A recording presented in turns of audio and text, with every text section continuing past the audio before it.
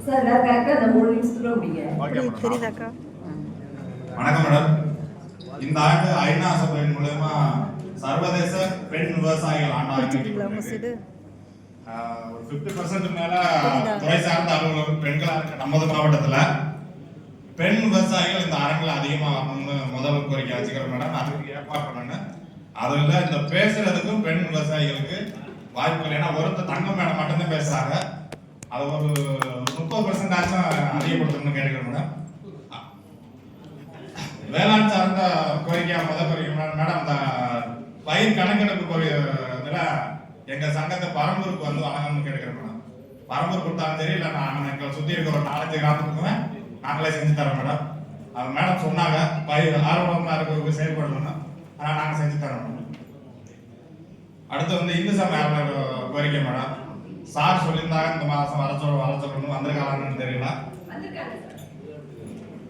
நீண்ட நெடிய கோரிக்கைக்கு இடையில வருவாய்த்துறை மூலியமா கோயில் நிலங்கள் டீட்டெயில் கொடுத்துருக்காங்க மேடம். அவங்க பரிந்துரை கொடுத்தா நாங்கள் பட்டா மாற்றி தரோம்னு சொல்லியிருக்காங்க. ஆனால் இந்த பட்டா மாத்திரைக்கு அவங்க பரிந்துரை கொடுத்தாலும் மாற்ற முடியாது. ஏன்னா 100 வருஷத்துக்கு முன்னாடி 3 தலைமுறைக்கு முன்னாடி இருக்க தாத்தா வாரிசெல்லாம் வாங்க முடியாது. அதனால வாரிசு சான்று வச்சு நீங்க பட்டா மாத்துறதுக்கு எனக்கு ரொம்ப வாய்ப்பு இருக்காதுன்னு நினைக்கிறேன். அதனால இந்த கோயில் நிலங்கள் பேர்லயே மாத்திட்டா பெட்டர்ன்னு நினைக்கிறேன். உழுதுகிட்டே இருப்பாங்க. கோயில் பேர்ல வச்சுட்டா எங்களுக்கு நாங்க நேரா வந்து இந்து சமய அறநிலையத்துறையிட்ட போய் பணத்தை வாங்கிக்குவோம். ஏக்கருக்கு 600 ரூபாய், ஒரு 4 வருஷமாவே இருக்கு மேடம்.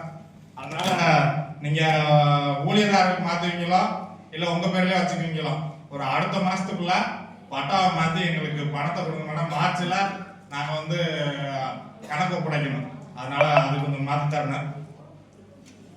அதுக்கு அடுத்த கோரிக்கை வருவாய்த்துறை கோரிக்கை மேடம். பரம்பூர்ல இருந்து சேந்தாங்கரை, பின்னப்பட்டி, காரச்சலாப்பட்டி, வண்ணாரப்பட்டி, புதுப்பட்டி, கல்லம்பட்டி, புத்தப்பட்டி, காரணாப்பட்டி இந்த கிராமத்துக்கெல்லாம் சேந்தாங்கரை வழியா பரம்பூர்ல இருந்து ஒரு 7 கிலோமீட்டர் ரோடு இருக்கு மேடம். இந்த ரோடு வந்து இப்போ ஊரக வளர்ச்சித்துறையில வந்து ஒரு 6 மீட்டர் பக்கம் அகலத்துல ரோடு போட்டு கொடுத்தாங்க. போட்டு கொடுத்துட்டு அந்த பக்கம் போன ஒரு மாசம் கூட இல்ல, மறுபடியும் 4 மீட்டர் ஆயிடுச்சு.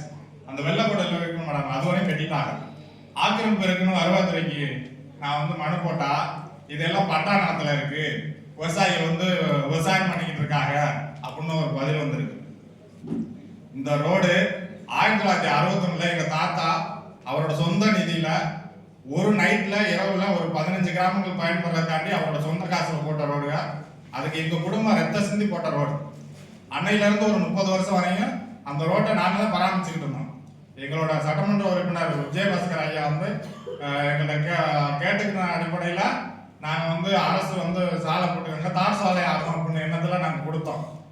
நாங்க இருக்கிற வரையும் 6 மீட்டர் 8 மீட்டர் வரையும் வச்சிருந்தோம் மேடம். ஆனா இன்னைக்கு 4 மீட்டருக்கு வந்துருச்சு. அதுவும் விவசாய நிலம் சொல்றது ரொம்ப மன வருத்தமா இருக்கு. அதனால அதை கொஞ்சம் பார்க்கணும் மேடம். அதுக்கு அடுத்த கோரிக்கை நெடுஞ்சாலத்துறை ஆக்கிரமிப்பு. போன மாசம் இந்த மேடம் நெடுஞ்சாலத்துறை கோரிக்கை எடுத்தாரன்னு நீங்க சொன்னீங்க. அதுல இருந்து இன்னும் 1 கோடி ஸ்டெப் கூட எடுக்கல. இந்த டிபிசி கிட்ட அதிகமான புதர் இருக்கிறதுனால நாங்க கண்டிப்பா அங்க நெல் கொண்டு போனோம்னா அடுத்ததுல நான் இரங்கல் டிபிசிக்கு நெல் கொண்ட அந்த விவசாயி இறந்துட்டாருன்னு சொல்றேன். ஏன்னா நான் சொல்ற இடமெல்லாம் அதிகபட்சம் ஒரு 10 வருஷம் கணக்கு எடுத்து பாருங்க, ஒரு 20 உயிருக்கு மேல போயிருச்சு. அந்த சொல்ற ஆக்கிரமிப்பு இருக்குன்னு சொல்ற இடத்துல போன மாசம் கூட ஒரு பையன் 18 வயசு பையன் ஆக்கிரமிப்புல இது அந்த இடத்துல பஸ் வந்து நேரா அந்த பஸ் வர தெரியாம நேரா மட்டும் போது அந்த ஸ்பாட்ல இறந்துட்டாப்ல. அதனால இந்த ஆக்கிரமிப்புங்கிறது மற்றதே எடுத்துக்கலாம் எடுக்கலையா, நெடுஞ்சாலத்துறையாச்சும் கொஞ்சம் அடுத்த மாசத்துக்குள்ள எடுத்தாங்கன்னு கேட்டு வாய்ப்புக்கு நன்றி.